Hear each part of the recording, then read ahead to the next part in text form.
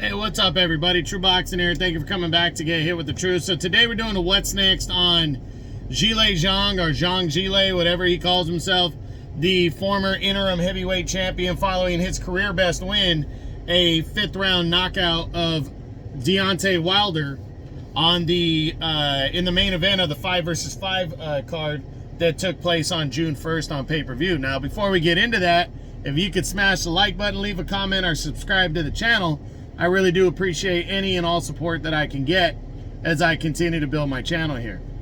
So, Zhilei Zhang, I mean, what a performance, you know. I really thought Wilder's power was gonna do something with Zhang, and Zhang just weathered it.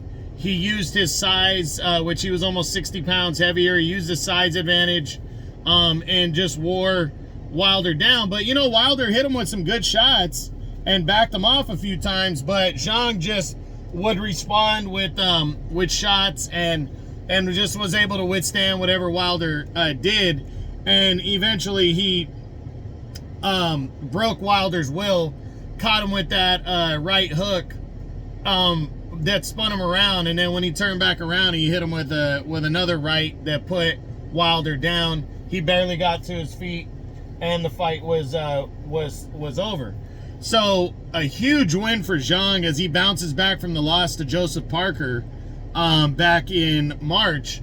And now the big question is, what's next for Zhang following this? Because with him fighting on the fighting on all these big Saudi Arabia cards, you know he's due for a big fight. So let's run through and see what possibly could be coming up for Zhang following this win. Now, the top 2 guys are out. Usyk and Fury are rematching December 21st. You know, at least that's what we think is going to be going on. They're rematching for the undisputed title on the 21st. Big fight right there for both guys. So unless that fight doesn't happen, I don't think Zhang is fighting either one of them. Then Anthony Joshua. Now this one's interesting. I really think if Dubois and Joshua does not end up happening for the vacant IBF heavyweight title, I really believe that we are going to see that Zhang could be an option for that Zhilei Zhang could be an option for Anthony Joshua for September. I think Joshua's only going to fight Dubois.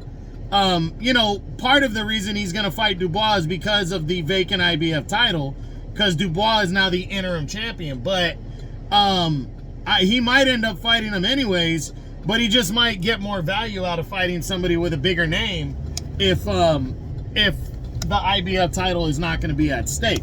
So we'll see what the IBF decides, but I do think Zhang will be in the running a little bit more if the fight does not happen for if the IBF title is not on the line between Parker and between Dubois and Joshua. Then you got Filip Hrgović in a rematch. I mean, if Hrgović wants to bounce back from the knockout loss to Dubois, I think Zhang, if he doesn't get the Joshua fight, if he might want to avenge this loss. You know, he might want to get Hrgović back in the ring to try to avenge the loss that he had to Hrgović back in 2022. But would Hrgović want Zhang next following the TKO loss in the first of his career? I don't know. I don't know about that. I think Hrgović would shy away from this fight next, but I also wouldn't rule it completely out because Hrgović is probably pissed that he came up short and lost to Dubois. Then you have Joe Joyce in a 3rd fight. That's not going to happen. There's no interest there. He beat him decisively both times, so no reason for that. Joyce hasn't really done much to get back into the mix of things. Joseph Parker in a rematch. I think if Joshua and Dubois goes forward, I really think Zhang and Parker too is the likely fight that's going to happen, because Parker stated clearly that there was a rematch clause for Zhang. And I think Zhang fighting Wilder coming up was kind of the benchmark to get back in the ring with Parker if he can't get like Anthony Joshua in the ring. So I really believe that that Joseph Parker and Zhilei Zhang too it might be the front runner here. There's a very good chance this rematch happens. Then a rematch with Deontay Wilder. I mean, I know Zhang came out and said, tell him to ask his mom if it's all right. I don't think Wilder wants a rematch right now. He might, but I don't know, man. I mean, Wilder could probably get the rematch, but I don't know. For his own safety, I think it's probably not the best idea. But we'll see. You know, I mean, I'm not saying it's impossible, but I'm leaning towards the less likely. Then you got Daniel Dubois. You got Daniel Dubois coming off that big upset TKO of Filip Hrgović. He's fighting for the he's the IBF interim champion now, and he's going to be fighting somebody. If the IBF title's on the line, it's going to be Anthony Joshua. It might not be Joshua, though, if the title's not on the line, and he might have to defend his interim belt. So there, I think he'd be willing to fight Zhang if that fight's on the table, if the Joshua fight doesn't happen. Now, I'm leaning towards the less likely, because I really believe Joshua might fight Dubois no matter what. But if he doesn't, then I think definitely Zhang has a chance to get Dubois in the ring. Then there's Ajit Caballel, who had the big win over Frank Sanchez. I mean, I think Zhang is just, he's got too many other better options, and I just don't think that he's going to miss out on many of those options and land with Caballel. I mean, I like the matchup. I just don't think Caballel is, I don't think he's going to miss on multiple potential fights and land on Caballel. I just don't see that. So I'm gonna say no to this one.